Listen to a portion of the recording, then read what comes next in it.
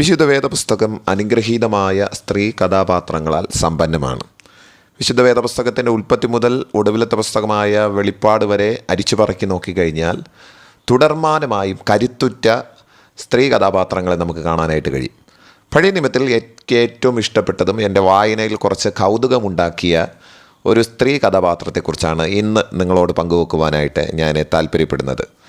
മേഡോ പേർഷ്യൻസിൻ്റെ രാജാവായിരുന്ന അഹശ്വേരോശിൻ്റെ പത്നിയായിരുന്ന വസ്തി എന്ന് പറയുന്ന ഒരു സ്ത്രീയെക്കുറിച്ച് എസ്തറിൻ്റെ പുസ്തകം ആദ്യത്തെ അധ്യായത്തിൽ നമുക്ക് കാണാനായിട്ട് കഴിയുകയാണ്. എസ്തർ രാജ്ഞിയാകുന്നതിന് മുമ്പ് അഹശ്വേരോശിൻ്റെ രാജ്ഞി പദം അലങ്കരിച്ചിരുന്ന ഒരു സ്ത്രീയുടെ പേരാണ് വസ്തി എന്നുള്ളത്. ആ പുസ്തകം വായിച്ചു കഴിഞ്ഞാൽ നിങ്ങൾക്ക് മനസ്സിലാക്കാനായിട്ട് കഴിയും. ഒരിക്കൽ അഹശ്വേരോശ് താൻ രാജാവായി 3 വർഷം കഴിഞ്ഞപ്പോഴത്തേക്കും തൻ്റെ രാജകീയ പ്രൗഢി കാണിക്കേണ്ടതിന് ഒരു വലിയ വിരുന്ന് വിളിച്ചു വരുത്തുകയാണ്. ആ രാജ്യത്തിലെ ഏറ്റവും പ്രധാനപ്പെട്ട ആൾക്കാരെയും മുന്തിയ നിലവാരങ്ങളിൽ വലിയ പൊസിഷനിലൊക്കെ ഇരിക്കുന്ന ആൾക്കാരെ വിളിച്ചുകൂട്ടി ഒരു ഗംഭീര സദ്യ ഒരുക്കുകയാണ്. ദീർഘദിവസങ്ങൾ നീണ്ടു നിൽക്കുന്ന ആ വലിയ സദ്യ അവിടെ നടക്കുകയാണ്. എസ്തറിൻ്റെ പുസ്തകം നിങ്ങൾ വായിച്ചിട്ടുണ്ടെങ്കിൽ 1-ാമത്തെ അധ്യായത്തിൽ ഞാൻ ഈ പറയുന്ന കാര്യം നിങ്ങൾക്ക് അറിയാനായിട്ട് കഴിയും. ആ വിരുന്നിൽ മദ്യം വളരെ സുലഭമായി കൊടുക്കുവാനായിട്ട് ഇടയായി തീർന്നു. അവിടെ പ്രത്യേകിച്ച് എഴുതിയിട്ടുണ്ട്, ആരെയും തടയണ്ട, ഇഷ്ടം പോലെ കുടിക്കട്ടെ എന്ന് പറഞ്ഞാണ് ആ മദ്യം വിളമ്പുന്നത്. ഭയങ്കര രസകരമായി നടക്കുന്ന ആ വിരുന്നിൻ്റെ ഒടുവിലത്തെ അവസ്ഥയിലെത്തുമ്പോൾ, അല്ലെങ്കിൽ ഒടുവിലത്തെ ദിവസങ്ങളിലേക്ക് എത്തുമ്പോൾ അഹശ്വേരോശ് കുടിച്ചു മൂത്ത് മതോന്മത്തനായി തൻ്റെ ഭാര്യയെ വിളിക്കുകയാണ്, അഥവാ വസ്തി രാജ്ഞിയെ വിളിക്കുകയാണ്. വസ്തി രാജ്ഞിയുടെ സൗന്ദര്യം ആൾക്കാരുടെ മുമ്പിൽ പ്രദർശിപ്പിക്കേണ്ടതിന് ആ സ്ത്രീയെ വിളിച്ചു വരുത്തി മുന്നിൽ തൻ്റെ മഹത്തുക്കളായിരിക്കുന്ന ആൾക്കാരുടെ മുമ്പിൽ അവിടെ സൗന്ദര്യം പ്രദർശിപ്പിക്കാൻ വേണ്ടിയിട്ട് അവളെ വിളിക്കുന്നത് നമുക്ക് ആ 1-ാമത്തെ അധ്യായത്തിൽ കാണാനായിട്ട് കഴിയുകയാണ്. എന്നാൽ രാജാവ് തന്നെ ക്ഷണിച്ച ഈ ക്ഷണത്തെ വസ്തി എന്ന് പറയുന്ന ആ സ്ത്രീ, അല്ലെങ്കിൽ രാജ്ഞിയാണവൾ എങ്കിലും അവളെ സ്ത്രീ എന്ന് വിശേഷിപ്പിക്കുന്നതിനകത്ത് തെറ്റില്ല, വളരെ നിഷേധാത്മകമായിട്ട് അതിനെ നിരസിക്കുന്നത് നമുക്ക് കാണാനായിട്ട് കഴിയുകയാണ്. ഇതിനെ സ്വാഭാവികമായിട്ടും രാജാവിനും അവൻ്റെ കൂടെ ഉണ്ടായിരുന്ന ആൾക്കാർക്കും ഇത് വലിയ ദുഃഖമുളവാക്കുവാനായിട്ട് ഇടയായി തീർന്നു. കാര്യം രാജാവ് വിളിച്ചിട്ട് രാജാവിൻ്റെ ഭാര്യ വിളിച്ച ഇടത്ത് വന്നില്ല എന്ന് പറഞ്ഞ് ആൾക്കാരുടെ ഇടയിൽ വലിയൊരു പ്രശ്നമുളവാകുകയാണ്. അന്നേരം രാജാവ് രാജസദസ്സിനെ വിളിച്ചു കൂട്ടി എന്താണ് ഇവൾക്കെതിരെ ചെയ്യേണ്ടുന്നത്, എന്താണ് ഇവൾക്കെതിരെ എടുക്കേണ്ട ആക്ഷൻ എന്താണ് എന്ന് ആൾക്കാരോട് ചർച്ച ചെയ്യുകയാണ്.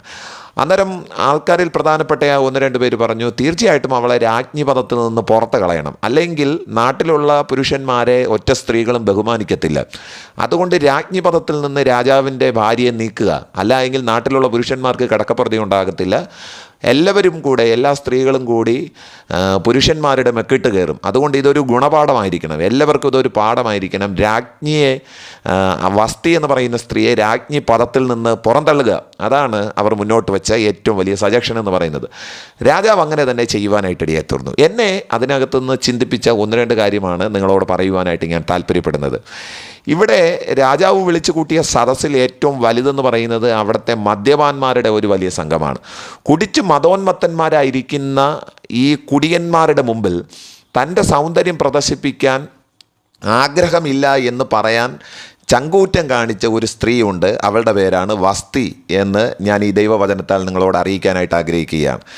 നമ്മുടെ ജീവിതത്തിൽ പാപത്തോട് എതിർത്ത് നിൽക്കുന്നതിനും പാപത്തെ മറ്റുള്ളവരുടെ മുമ്പിൽ പാപം ചെയ്യാനോ അല്ലെങ്കിൽ പാപികളുടെ മുമ്പിൽ പോയി ചങ്ങാത്തം കൂടാനോ അമ്മാതിരിയുള്ള കാര്യങ്ങൾക്കകത്ത് എതിർപ്പ് പ്രകടിപ്പിക്കുക ഒരുത്തന് കഴിഞ്ഞിട്ടുണ്ടെങ്കിൽ വാസ്തവത്തിൽ അവനെയാണ് വിശുദ്ധൻ എന്ന് വിളിക്കേണ്ടുന്നത്.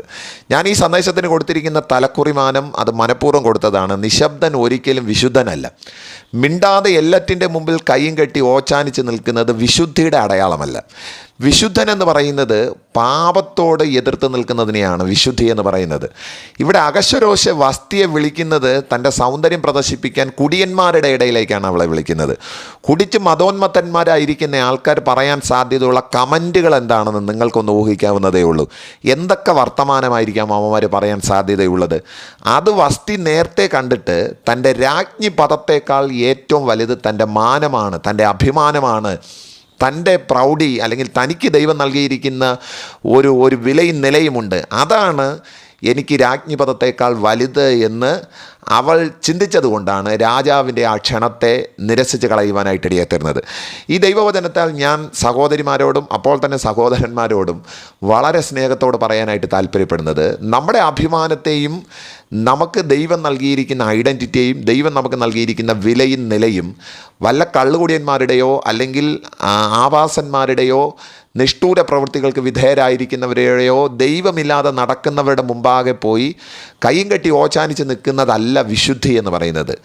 നിശബ്ദനായിരിക്കുക എന്നുള്ളതല്ല വിശുദ്ധിയുടെ അടയാളം എന്ന് പറയുന്നത്. പാപത്തെ എവിടെ കാണുന്നോ അവിടെ എതിർക്കാനുള്ള ഒരു മനോഭാവം, അതിന് കീഴടങ്ങി കൊടുക്കാതിരിക്കാനുള്ള ഒരു മനോഭാവം, അതിന് വശമ്മതരാകാതിരിക്കാനുള്ള ഒരു മനോഭാവം, അതാണ് വാസ്തവത്തിൽ വസ്തി എന്ന് പറയുന്ന ആ സ്ത്രീ നമുക്ക് പഠിപ്പിച്ചു തരുന്ന ഏറ്റവും വലിയ പാഠമെന്ന് പറയുന്നത്.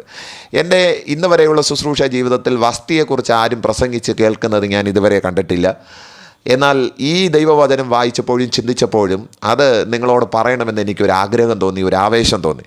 ദൈവദാസിമാർ, സഹോദരിമാർ എന്നെ കേൾക്കുന്നുണ്ടെങ്കിൽ തീർച്ചയായിട്ടും കരുത്തുറ്റ സ്ത്രീ കഥാപാത്രങ്ങളിൽ എടുത്തു പറയേണ്ടുന്ന ഒരു പേര് വസ്തിയുടെയും കൂടെയാണെന്ന് എനിക്ക് തോന്നുന്നു. അവൾ വാസ്തവത്തിൽ യഹൂദ പശ്ചാത്തലമോ അല്ലെങ്കിൽ ദൈവത്തിൻ്റെ വിളിയുടെ ഭാഗമായ ഒരാളാണെന്നൊന്നും എനിക്ക് തോന്നുന്നില്ല.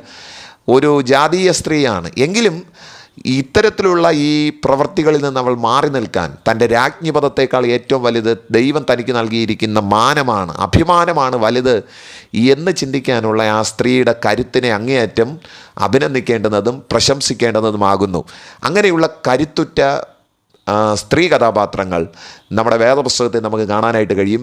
നമ്മുടെ സഹോദരിമാരും ദൈവദാസിമാരും ഒക്കെ ആ തരത്തിലൊന്ന് ഉയർന്നു വരാൻ തക്കവണ്ണം ഈ ദൈവവചനത്തിൻ്റെ കേൾവി നിങ്ങൾക്ക് പ്രയോജനപ്പെടും എന്ന് ഞാൻ വിശ്വസിക്കുകയാണ്. എവിടെയെങ്കിലും പച്ചഭുജമടക്കി നിശബ്ദമായി ഓച്ചാനിച്ച് നിൽക്കുന്നതാണ് വിശുദ്ധി എന്ന് ആരെങ്കിലും പറയുന്നുണ്ടെങ്കിൽ ഒരിക്കലുമല്ല. പാപത്തോട് എതിർത്ത് നിൽക്കുന്നതാണ് വിശുദ്ധിയുടെ ഒരു അടയാളം എന്നുള്ള കാര്യം ഓർമ്മപ്പെടുത്താനായിട്ട് താല്പര്യപ്പെടുകയാണ്. അഹശ്വേരോശും അവൻ്റെ ആൾക്കാരും വിളിച്ചു കൂട്ടിയ ആ കുടിച്ച് മതോന്മത്തന്മാരായിരിക്കുന്ന ആൾക്കാരുടെ മുമ്പിൽ തൻ്റെ സൗന്ദര്യം പ്രദർശിപ്പിക്കാൻ തനിക്ക് കഴിയത്തില്ല എന്നുള്ള വസ്തിയുടെ കരുത്തുറ്റ ആ തീരുമാനം അതവരുടെ വിശുദ്ധിയുടെ അടയാളമാണ്.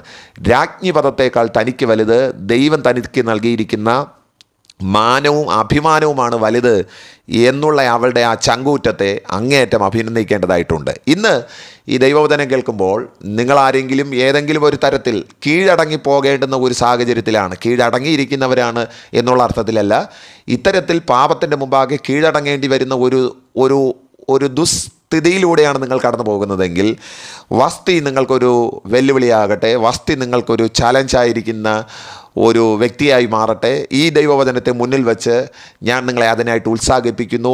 എല്ലാവരുടെ മുമ്പിൽ കീഴടങ്ങിയിരിക്കുന്നതോ അല്ലെങ്കിൽ എല്ലാവരുടെ മുമ്പിൽ നിശബ്ദമായിരിക്കുന്നതോ അല്ല വിശുദ്ധിയുടെ അടയാളം. പാപത്തോട് പ്രതികരിക്കുന്നതാണ് വിശുദ്ധിയുടെ അടയാളം എന്ന് പറഞ്ഞ് ഞാൻ എൻ്റെ ചിന്തകളെ അവസാനിപ്പിക്കുന്നു.